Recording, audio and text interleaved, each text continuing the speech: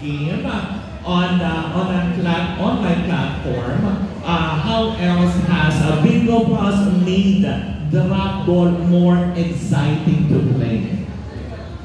Yeah, so Bingo Plus added its own spin to make the drop ball game more exciting for users. We took inspiration from our well-loved games to keep players on their toes, which is my secret in particular. Kapag pumasok ka dun sa triple ball, papasok ka dun sa triple game. Through a special triple round, players can enter that multiplier round. So that would raise the fun, prizes, good kayo makakuha ng pamilya talaga. The lahat of triple round starts once the ball lands on the same card during the ball being played. There are 15 slots, as explained earlier, may times 50, may times 100, and yung pinakamataas is times 200. If the player gets lucky, they can knock out the game. Very unlimited. Yes. Pero may nabalitaan ako, Sir Jasper, that I think starting tomorrow, tama ba? Correct me if I'm wrong. Sa lahat na maglalaro magsimula nitong drop ball, magkakaroon ng rebates, tama ba? Pag pumusta sila, parang maibabalik ba yun ang natalo nila, tama ba?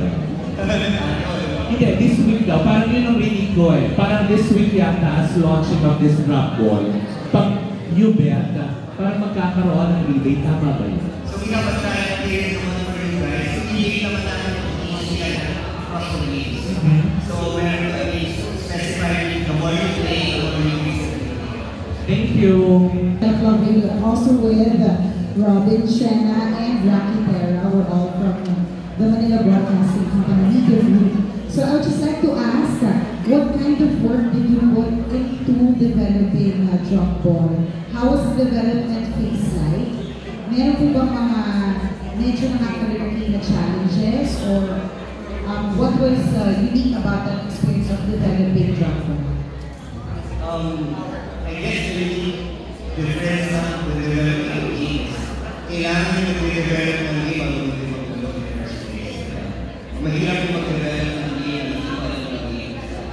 So, kami, our dedicated researchers and developers, get close and first cut the target. Pupunta kami na yung mga researchers na pupunta na sa database. So, ako alam niya, build of database, smart game.